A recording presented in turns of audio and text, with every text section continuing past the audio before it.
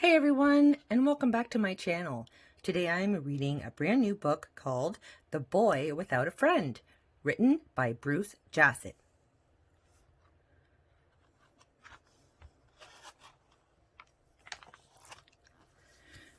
Cleveland was an 8-year-old boy with autism, who often lived a sheltered life.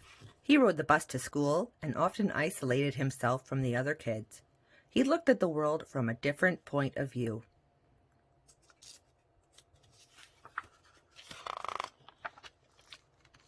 During school, Cleveland would often sit at his desk and stare into space.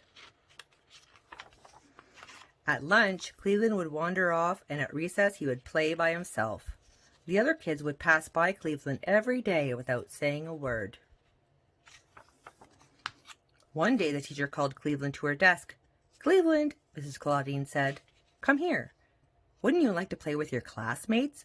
Cleveland shook his head. "No, Mrs. Claudine." With a hurry, Cleveland went back to his seat and played with his toys. One day, Mrs. Claudine asked the class to write all about their best friend. Cleveland was afraid and sad. He looked around the room with fright. Cleveland didn't have a best friend to write about and didn't know what to do. The next day, Mrs. Claudine asked everyone to read to the class what they wrote. Everyone went on and talked up and on about their best friend.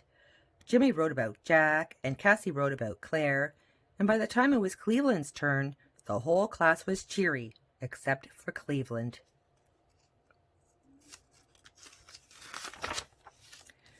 Cleveland was very nervous and frightened. He was scared about what his classmates would say about what he wrote.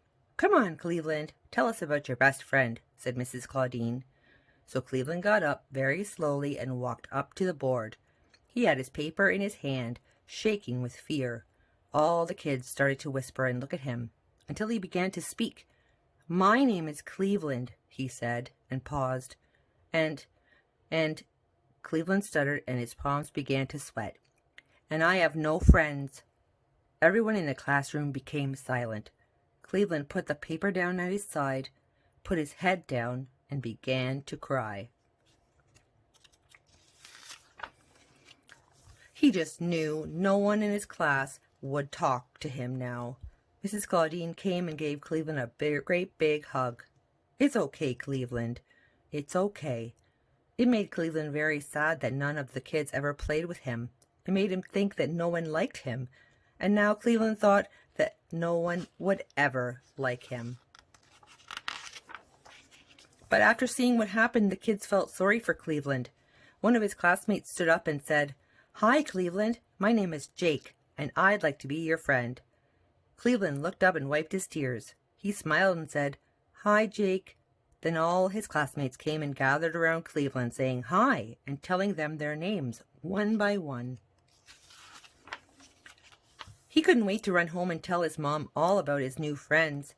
When Cleveland went home, he ran off the bus, leaped into his mother's arms, and gave her a great big hug. "Mommy, Mommy, Mommy, I made some new friends today," his mother smiled.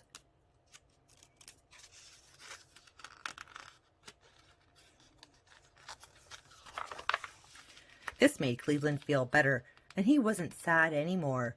Then during lunch, another classmate said, "Hi, Cleveland. I'm Chloe. Can I sit with you?" At recess, Cleveland played with all his new friends. It made Mrs. Claudine's heart warm seeing all the little children playing with Cleveland and having fun. Cleveland was so excited by the time school was over. "That's great, Cleveland. I can't wait to hear all about them."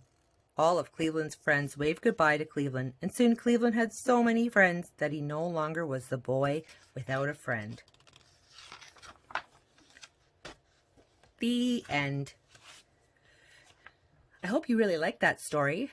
If you did, make sure to give us a big thumbs up and subscribe to our channel for more stories.